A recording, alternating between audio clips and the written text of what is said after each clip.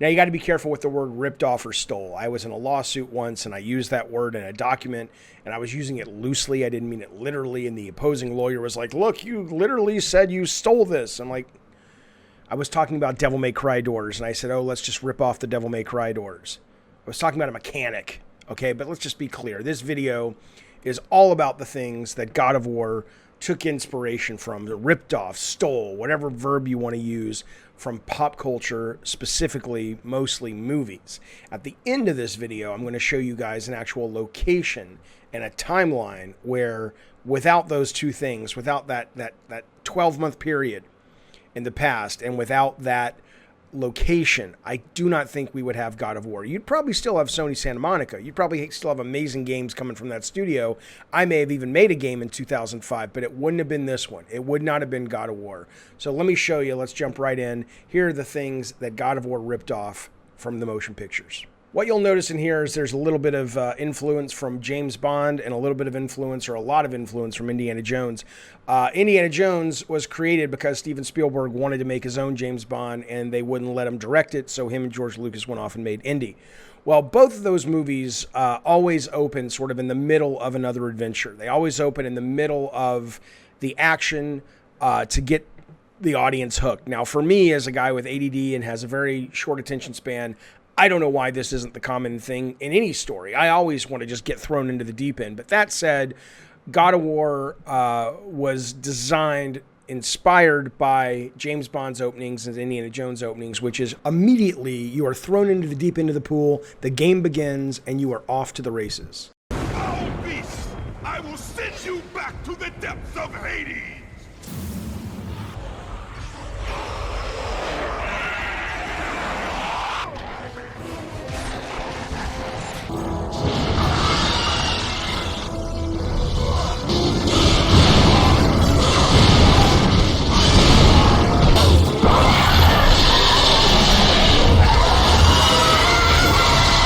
When Kratos is done killing the Hydra and he's sailing around, he comes up here and he sees Athena, and the statue opens her eyes and she begins to talk, and that's how he communicates with the gods.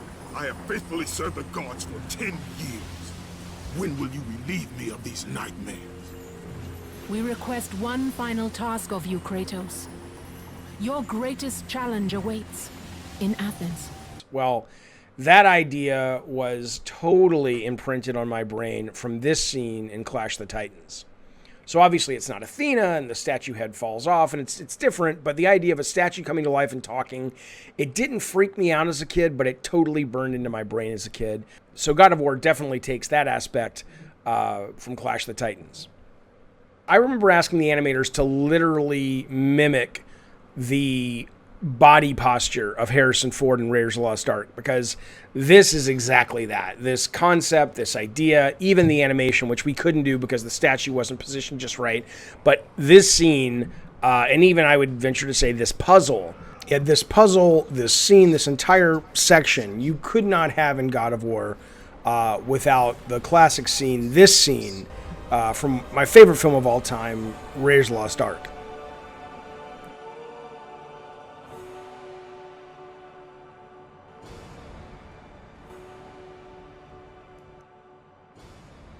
So if you look at the very original God of War design document when it was called Dark Odyssey, it was like 25 pages. Even there, the idea of cutting off Medusa's head and using it as a weapon was there. I loved that idea of that being a power-up or one of your choosable weapons that you could access in the game.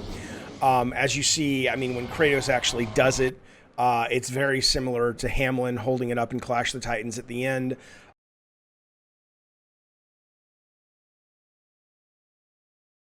And even the design of Medusa, Harryhausen, this is Harryhausen's Medusa from Clash. This is what I thought Medusa was. This is what I thought Gorgons were. And it wasn't until I got older that I realized, oh, that's not really how she's described. But so much of pop culture has taken Harryhausen's design of Medusa, like the body of a snake and whatnot, and sort of, you can see it in all kinds of games. This scene right here and the mechanic and the design of Medusa that is all throughout the game is absolutely inspired from this scene that burned into my brain delightfully when I was 10 years old back in 1981.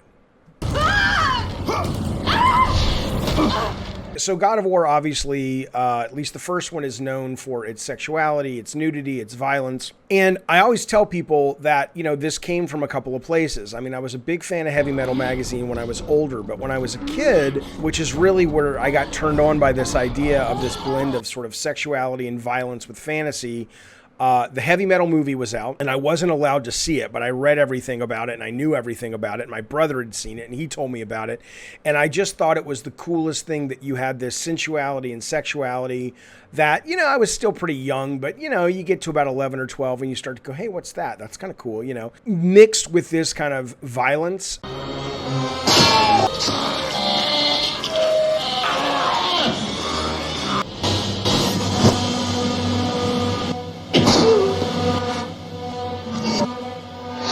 And I saw it in Heavy Metal in terms of looking at the magazines and stuff, because, again, I couldn't see the film. And I also, for some weird reason, I was allowed to go see horror movies. And obviously, Friday the 13th was all about sex and violence and sex and killing. And so I think for me, and I know it's a different time now, obviously, and they don't make movies like that anymore. And I don't know, I mean, there's good and there's bad for that. It's a different video. But that is where that came from, that alchemy of the fantastic and the sort of comic book 10-year-old imagination with the sort of growing up of sex and violence and brutality. Those things together really, were inspired by Heavy Metal, inspired by things like horror movies growing up, and that's where we get all this stuff from God of War. Okay, so when I was a kid, my dad took me and my brother, I must have been 7, maybe 6.5, 7, to see Close Encounters. And I, when you're young, little shots remain. The first shot of a movie I ever remember was the license plate coming out of the shark in Jaws and sort of spinning off into the camera. Well, this was sort of the second thing that burned into my brain as a little kid. I was watching Close Encounters with my dad and brother, and I was just confused as hell because, as you see here, you couldn't see much of anything. And I remember it. I don't know if it was the projection or what, but I remember it being so hard to see that I was almost like, what is happening to the movie we're watching, But obviously, they're in the middle of a sandstorm, and that stuck with me forever, and that obviously led to the sandstorm idea here in God of War. The other thing that's interesting about this is the mechanic of this, which is Kratos searching using sound to kind of, guide himself through the desert because he can't see or visibility is terrible. That actually came from Iron Man, in that we were going to make an Iron Man video game when Tom Cruise was looking at being Tony Stark. And this was obviously before the MCU. And me and the guys out at Single Track Incognito, we were doing design ideas. And one of them was Iron Man flying through an area that was just filled with smoke. And he could only hear the screams of victims that he was going to try to rescue. And I loved that mechanic, although obviously we never made the game. And so this is very much inspired by the Iron Man movie that Tom Cruise never made, and Close Encounters of the Third Kind, the opening. So if I have to tell you where this comes from, you just don't watch a lot of movies, which is fine. But it's kind of impossible to see this.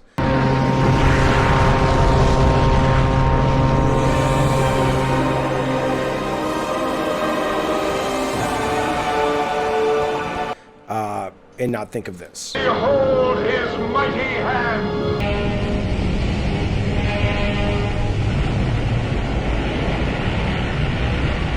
When I was 14, 13, Temple of Doom comes out.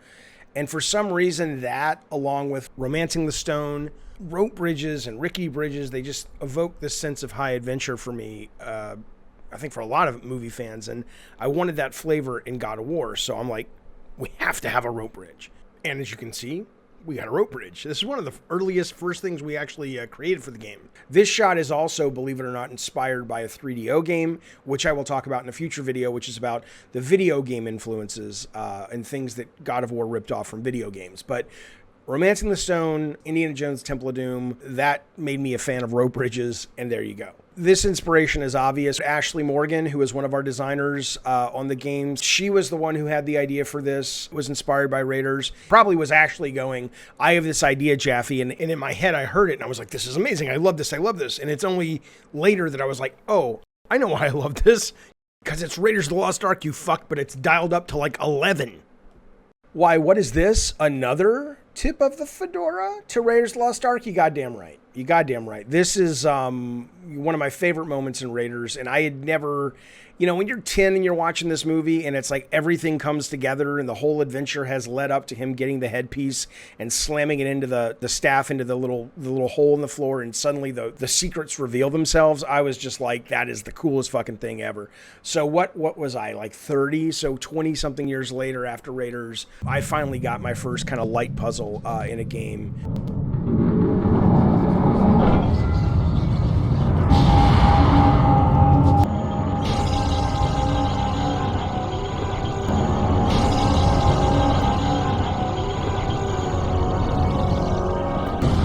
But obviously, without the Staff of Ra and Indiana Jones and, of course, the great Ashley Morgan, this puzzle, this sequence would not exist. So when Kratos gets Pandora's box, I mean, if you see it, it's obviously inspired by the visual of the Ark of the Covenant in Raiders.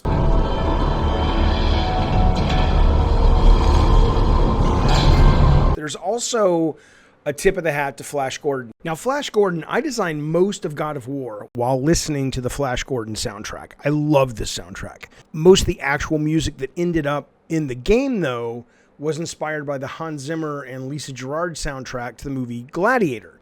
But when we got to this part of the game, I went to the musicians and I said, you know, I know this is weird, but can you please, you know, I really want something that's more synthy and 80s and spacey, just like the Flash Gordon soundtrack.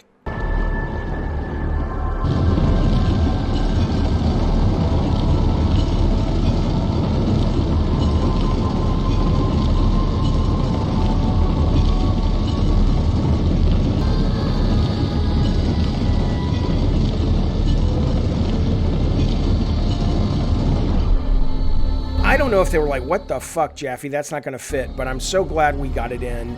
And I don't want to play the Flash Gordon stuff for you right now because it'll, you know, get me a copyright strike. But that said, though, look it up on YouTube. It's a brilliant soundtrack, and all that kind of 80s synth stuff is very much being fed into this section when Kratos finally gets Pandora's box and takes it down to the opening of Pandora's temple. We were in alpha before we had any idea what was in Pandora's box. I kid you not. We did not know what was going to happen when he opened the box. We knew what the adventure was. We knew what the ending was, but it's like, how do we get there? And I want to say, I don't know which came first. All I know is this scene here when he opens the box and we finally decide Kratos becomes giant and there's like this Godzilla versus Kong battle between Ares and Kratos, and they're both towering over Athens while they battle. That growth moment is obviously inspired by this. You have only to cry out the word Inachok. Inachok! The Super Friends cartoon with Apache Chief that I watched every Saturday morning constantly when I was a little kid. But again, I don't know if the growth happened and then we designed the boss, or Eric and Derek and Corey, who were the boss guys on that one, said, hey, let's do giants fighting. And then I was like, oh, let's use Apache Chief. I have no idea. But Apache Chief was on our minds when we had this shot, when he grew up. Absolutely. Gods unleashed.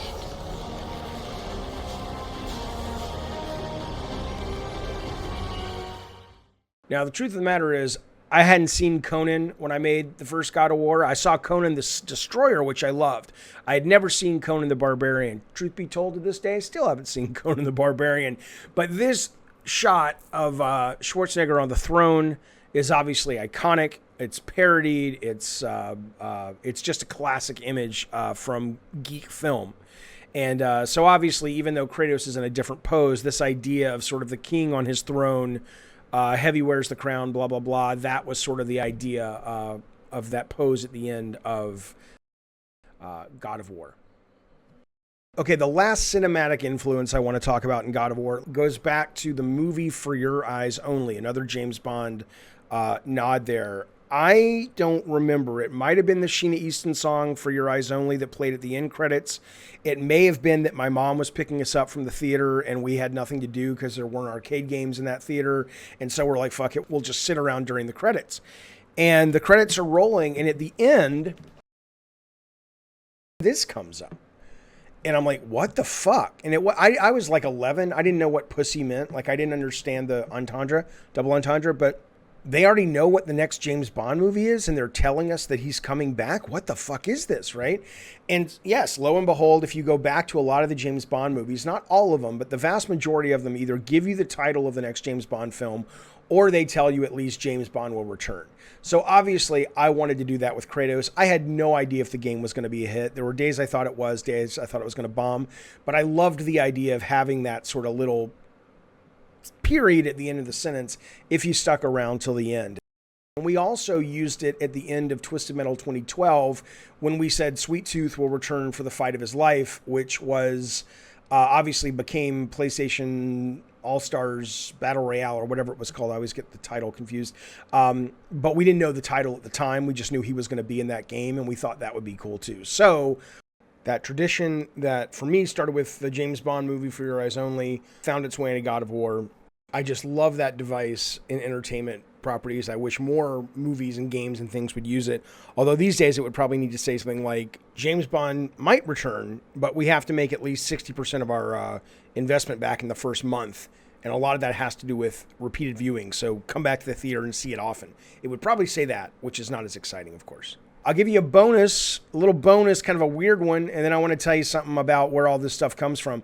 So this is in the game where Kratos goes and learns about the history of Pandora's Temple, which it was built by this guy who goes crazy, and he's, was building it, and legends say he's still building it, but ultimately he's not. You find the bodies of him and his two sons in the temple as you go, and that's how you solve the puzzle. But when I read the screenplay from David Self, who they hired, was the first writer hired, Academy Award nominee, to write the God of War movie, he had written a scene where the architect, Pathos Verdes, was still alive. And as Pathos wrote and drew and architected, the actual temple in real time shifted. So it was almost like being a game designer or a dungeon master, where with these powers that whatever he drew on his parchment literally occurred. And so he was trying to stop Kratos from getting to the top by creating traps as fast as Kratos could solve them. And I heard later that that was also in the novel. So I don't know which came first. I've never read the novel, but it is interesting how the movies inspired the game, and then the game in turn inspired the movies.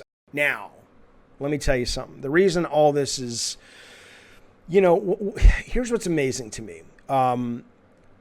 This game had been fermenting, maybe that's not the right verb. This game had been planted and growing somewhere in my subconscious for decades, because there was a time period from around the winter of 1980 to the summer of 81. And I was 10 years old, 10 years old in that period. And I don't know psychologically, I don't know if everybody has their own age for when they are really open to receive popular culture and have it affect them.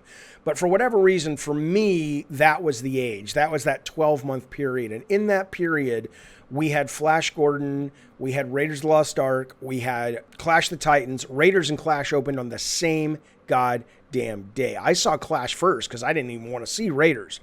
So we had Clash, Raiders, Flash Gordon, Heavy Metal, Conan the Barbarian, I think was the next summer. And then we had For Your Eyes Only. And there was like 2 or 3 other big things that influenced this game, all in that section. And the funnier part to me is if you go to a place, and this is like whenever I go back to Birmingham, I always go there. It's totally changed now, and it'll probably get torn down soon because its malls are dead. But it used to be called Brookwood Mall. And 12, 15 years ago, I had my dad go over to that mall where they used to have Brookwood Theater. And that is where I saw Raiders, and that is where I saw Clash of the Titans, and that is where I snuck in to see a little bit of Heavy Metal before I got kicked out because I never got to see it. That is where I saw For Your Eyes Only. I saw that there. So that alone would make it, for me personally, a sacred creative place. It's like something happened to me in that theater that really changed my life and stuck with me. But that whole mall, man, that was where Aladdin's Castle was. That's where I fell in love with arcade games and video games in general. That's where Circus World was, which was a toy store. And I would go up there and look at all the Atari boxes that I could never afford. I remember looking at Sword Quest. And it was so evocative to me at however old I was, 12, 11. And I would then go downstairs to where there was a Radio Shack, and you could go in the back and play with their computer. So I would start programming adventure games in BASIC at that same mall, at that Radio Shack, that were very much like the adventure of Kratos. Not in terms of the specific story, but booby traps and inspired by raiders and all that stuff. So the point is there's this point in Birmingham, Alabama, where, again, Sony Santa Monica, Tim Moss, Corey Barlog, Shan Studstill, all those motherfuckers would have gone on to do great things as they have. I'm not saying this affects everybody, but the game called God of War that came out in 2005 and that spawned the character Kratos and the world of Kratos and all those things, that all exists because of this spot called Brookwood Mall. So I just wanted you to know that if you're ever in Alabama and you want to stop by in Birmingham, pay your respects to Brookwood Mall. It's still there. You can still recognize some of the architecture, but it's changed a lot, and they're probably going to shut it down. You can go. That's where you should go to pay your respects to Kratos, or ancient Greece, or modern Greece, what have you. All right, there's a video. Hope you're well. I'll see you soon. Bye.